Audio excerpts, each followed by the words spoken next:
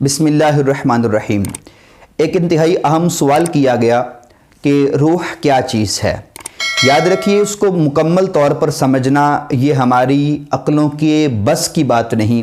ہماری عقول مکمل طور پر اس امر کو سمجھنے سے قاصر ہیں، لیکن کچھ نہ کچھ احادیث کے اندر اور نبی کریم صلی اللہ تعالیٰ علیہ وآلہ وسلم کے فرامین کے اندر، قرآن پاک کے اندر اور متکلمین اور فلاسفہ کے کلام کے اندر کچھ نہ کچھ اس کے بارے میں موجود ہے۔ نبی کریم صلی اللہ تعالیٰ علیہ وآلہ وسلم سے سب سے پہلے یہ سوال یہود نے کیا۔ بخاری شریف کے اندر موجود ہے، عبداللہ ابن مسعود رضی اللہ تعالیٰ عنہ کہتے ہیں، نبی کریم صلی اللہ تعالیٰ علیہ وآلہ وسلم کے میں ساتھ تھا، حضور کے ساتھ سے ایک یہود کا گروہ گزرا۔ انہوں نے نبی کریم صلی اللہ تعالیٰ علیہ وآلہ وسلم سے پوچھا، آقا روح کیا چیز ہے؟ رسول اکرم صلی اللہ تعالیٰ علیہ وآلہ وسلم نے توقف فرمایا۔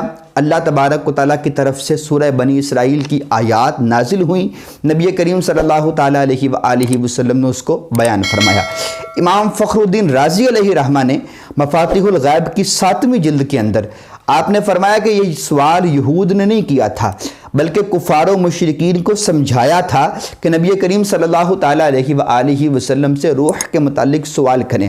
رسول اکرم صلی اللہ تعالیٰ علیہ وآلہ وسلم نے روح کے حوالے سے جو بات ارشاد فرمائی، اللہ کی طرف سے جو آیت اتری، اس کے اندر یہ بات موجود ہے کہ یسألونک عن الروح، اے میرے پیارے حبیب صلی اللہ تعالیٰ علیہ وآلہ وسلم، یہ آپ سے روح کے بارے میں پوچھتے ہیں۔ قل الروح من امر ربی، آپ فرما دیجئے کہ روح میرے رب کا امر ہے۔ یہ اللہ کا وہ فیصلہ ہے، وہ امر ہے کہ جس کے ذریعے سے انسان زندہ ہے۔ مولا علی قاری علیہ رحمہ نے شرح فقہ الاکبر کے اندر ارشاد فرمایا جو روح ہے یہ ایک جسم بسیط ہے، اور ایسا جسم بسیط ہے کہ جس کی وجہ سے انسان کا جسم کثیف زندہ ہے، اور یہ اللہ تبارک و تعالیٰ نے اس کے اندر یہ خاصیت پیدا فرمائی ہے کہ ہمارے جسم کا وجود اور قیام اس روح کے ذریعے ہے۔ یعنی اگر روح جسم سے نکل جائے تو انسان کا جسم زندہ نہیں رہتا۔ جو تعلق روح کا جسم کے ساتھ ہے وہ حیات کی صورت کے اندر ہے۔ مولا علی قاری علیہ رحمہ نے یہ بات ارشاد فرمائی۔ امام رازی نے بھی اس بات کو لکھا ہے، اور امام سہیلی نے بھی اس بات کو لکھا ہے۔ حافظ ابن کثیر نے بھی اپنی تفسیر کے اندر یہ بات نقل کی ہے کہ روح کے متعلق مختلف قسم کے اقوال ہیں۔ یعنی امام رازی فرماتے ہیں کہ اگر ہم یہ کہیں کہ روح ایک جوہر بسیط ہے، روح ایک جسم مجرد ہے، روح ایک عرض ہے، روح ایک جسم لطیف ہے، تو فرمایا ہر اعتبار سے مختلف اقوال اس کے اندر موجود ہیں۔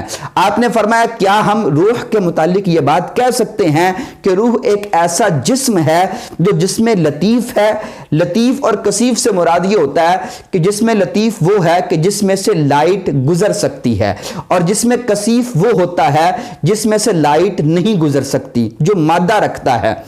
تو فرمایا کہ روح ایک جسم لطیف ہے، اور ایسا جسم ہے کہ جس جسم سے جس کی لطافت ہمیں نظر نہیں آتی، جس کو ہم دیکھ نہیں سکتے۔ فرمایا جو مجموعہ ہے طباع کا اور انسان کے اندر مزاج کا، یعنی انسان کی طبیعت مختلف ہوتی ہے، مزاج مختلف ہوتا ہے، تو بعض نے کہا کہ یہ مزاج اور طبیعت کے ملنے سے جو جسم لطیف بنتا ہے اسے ہم روح کہتے ہیں، لیکن یہ قول درست نہیں ہے۔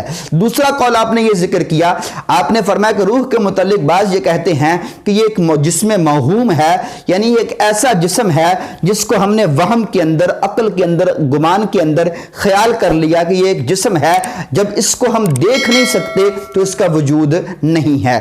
امام رازی نے فرمایا یہ قول بھی درست نہیں ہے۔ فرمایا اس کے بارے میں بعض لوگوں نے کہا کہ یہ جسم نہیں ہے بلکہ یہ ایک عرض ہے، یعنی یہ جوہر نہیں ہے بلکہ ایک عرض ہے۔ جوہر اسے کہتے ہیں کہ جس کا ثبوت، جس کا قیام بنفسی ہی ہو، جو بغیر کسی کے قائم کرنے سے قائم ہو، جو اپنے قیام کے اندر غیر کا محتاج نہ ہو۔ لیکن فرمایا کہ اور عرض وہ ہوتی ہے جو اپنے قیام کے اندر غیر کی محتاج ہو۔ مثال کے طور پر مجھے بخار ہے، سر درد ہے، تکلیف ہے، تو یہ وہ آراز ہیں جو انسان کے جسم کو لاحق ہیں۔ تو فرمایا روح کوئی ایسی عرض نہیں ہے اور عرض ثابت نہیں ہے، ایسی ارض کہ جس کو ہم کہیں گے جسم کے ساتھ متصل ہے، اس کا اتصال ناممکن ہے۔ فرمایا یہ قول بھی بعض نے جو کیا درست نہیں ہے۔ فرمایا قول فیصل یہ ہے روح کے بارے میں کہ یہ جوہر بسیط ہے اور مجرد ہے۔ جوہر بسیط سے مراد یہ ہے، فرمایا اسی کو متکلمین نے اختیار کیا، فرمایا جوہر بسیط سے مراد یہ ہے یہ ایسا جوہر ہے جس کو اپنے قیام کے اندر غیر کی احتیاجی نہیں ہے، غیر کا محتاج نہیں ہے، یہ خود بخود قائم ہے۔ اور فرمایا دوسری بات یہ ہے کہ یہ ایسا جوہر ہے جو بسیط ہے، یعنی مرکب نہیں ہے۔ انسان کا جو جسم ہے یہ عناصر اربع، آگ، ہوا، مٹی، پانی سے مرکب ہے، لیکن روح کے اندر ہم ایسی بات نہیں کر سکتے کہ یہ 4 چیزوں سے یا 8 چیزوں سے مل کر بنا ہو۔ فرمایا نہیں، بلکہ یہ ایک ایسا جوہر ہے جو بسیط ہے، جس کے اندر اجزاء نہیں ہیں۔ فرمایا تیسرے نمبر پر یہ ہے یہ مجرد ہے، یعنی اس کے اندر مادہ نہیں ہے۔ فرمایا اس کو آپ دوسرے الفاظ کے اندر جسم لطیف بھی کہہ سکتے ہیں۔ تو قول فیصل یہ ہوا، فیصلہ یہ ہوا کہ روح ایک ایسا جسم ہے جو جوہر بسیط ہے اور مجرد ہے، اپنے قیام کے اندر غیر کا محتاج نہیں۔